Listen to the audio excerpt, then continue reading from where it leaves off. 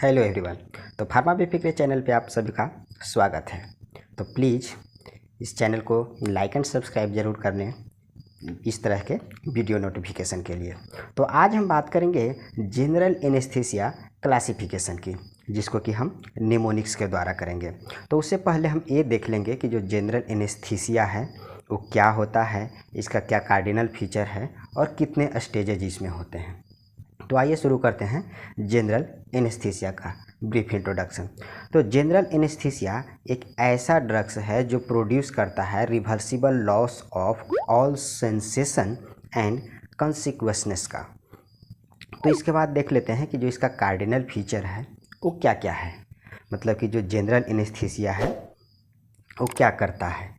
तो इसका जो होता है, पहला होता है कि ये सभी टाइप के सेंसेशन को लॉस करता है, जिसमें स्पेशली पेन होता है। उसके बाद स्लीप एंड एमनेसिया प्रोड्यूस करता है। एमनेसिया का मतलब होता है भूलने की बीमारी। उसके बाद होता है इमोबिलिटी एंड मसल रिलैक्सेशन। और उसके बाद होता है आपको evolution of somatic and autonomic reflexes.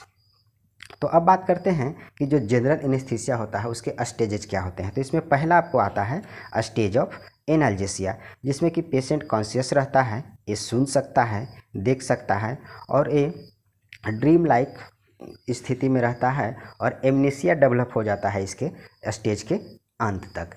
तो उसके बाद बात करेंगे हम स्टेज ऑफ डिलेरियम की, जिसमें कि from loss of consciousness to beginning of regular respiration, मतलब कि मसल टोन इसमें आपको इंक्रीज होगा, जॉ जो होगा आपको टाइटली क्लोज हो जाएगा, ब्रीदिंग जर्की हो सकता है और हार्ट रेट एंड बीपी बढ़ सकता है। उसके बाद बात करेंगे सर्जिकल एनेस्थीसिया की, जिसमें कि आपको onset of regular respiration to cessation of spontaneous breathing होगा, जिसमें इंटरकोस्टल पैरालिसिस एंड पीपुल आपको डायलेट हो सकता है। इसी में मतलब सर्जरी किया जाता है। और लास्ट होता है आपको मेडुलरी पैरालिसिस, जिसमें आपको सीजेशन हो जाएगा ब्रीदिंग का, मतलब ब्रीदिंग सीज हो जाएगा और रिसर्कुलेशन फेल हो सकता है और डेथ भी होगा।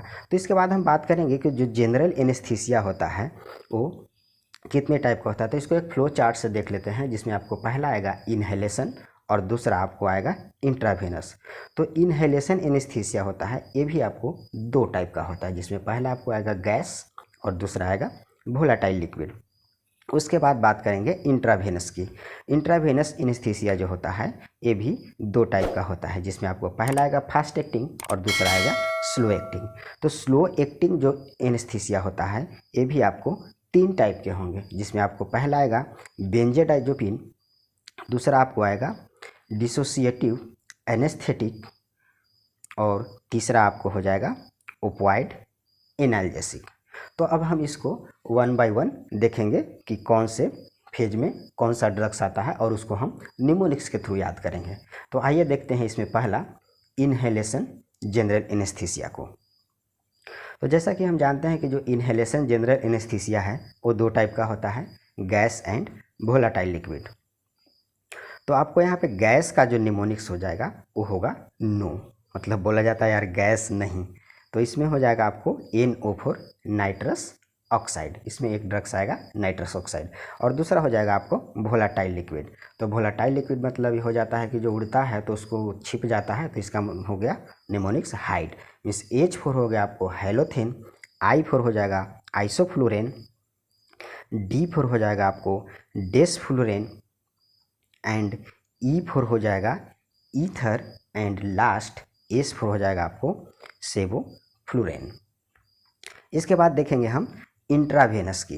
तो इंट्रावेनस जो जनरल एनेस्थीसिया होता है ये भी हम पहले जानते हैं कि दो टाइप का होता है। तो उसके बारे में अब देख लेते हैं, जिसमें आपको पहला आएगा फास्ट एक्टिंग और दूसरा आएगा आपको स्लो एक्टिंग। तो हम पहले डिस्कस करेंगे फास्ट एक्टिंग को। तो फास्ट एक्टिंग का भी हम निमोनिक्स देखेंगे। तो इसका निमोनिक्स होगा आपको मीठी प्रो, जैसा कि आजकल पबजी में ज़्यादातर प्रो वर्ड का यूज किया जाता है। तो इसमें आपको हो जाएगा ME4 हो जाएगा मिथोहेक्सीटोन सोडियम, ET4 हो जाएगा आप इटोमाइट डेट और THI4 हो जाएगा आपको थियोपेंटोन सोडियम एंड प्रो4 हो जाएगा आपको प्रोपोफोल। इसके बाद बात करेंगे स्लोअर एक्टिंग जनरल एनेस्थीसिया की, जिसमें कि हम जानते हैं कि ये तीन टाइप का होता है, जिसमें पहला आपको होता है बेंजोडाइज़ोपिन, दूसरा होता है आपको डिसोसिएटिव एनेस्थेटिक्स, एंड तीसरा होता है आपको ओपियोइड एनाल्जेसिक, जिसमें कि आपको बेंजोडाइज़ोपिन का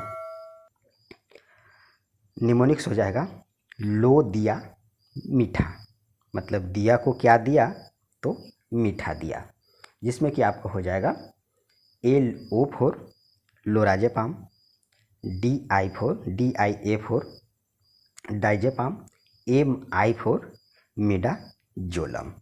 और THA हम सेंटेंस पूरा करने के लिए लिए हैं ताकि सेंटेंस हमारा पूरा हो जाए। उसके बाद डिसोसिएटिव एनेस्थेटिक में एक ही ड्रग्स आता है केटामाइन, और अब आएंगे ओपियोइड एनाल्जेसिक पे, जिसमें कि आपको निमोनिक्स हो जाएगा फ्री।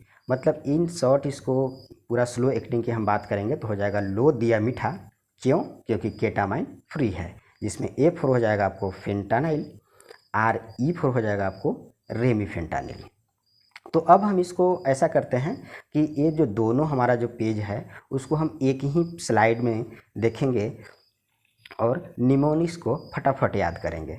तो आइए देखते हैं जनरल एनेस्थीसिया को, जिसमें कि हमारा पहला होता है इन्हेलेशन और दूसरा होता है इंट्रावेनस। तो इन्हेलेशन में गैस एंड वोलेटाइल लिक्विड होगा, तो इसको हम हाइड नहीं करेंगे, निमोनिक्स हमारा हो गया। और दूसरा है इंट्रावेनस, जिसमें कि हमारा फास्ट एक्टिंग स्लो एक्टिंग है। तो फास्ट एक्टिंग का हो जाएगा आपको मिठीप्रो एंड स्लो एक्टिंग का हो जाएगा लो दिया मीठा, क्योंकि केटामाइन फ्री है। Thank you. Please like and subscribe my channel. Thanks for watching.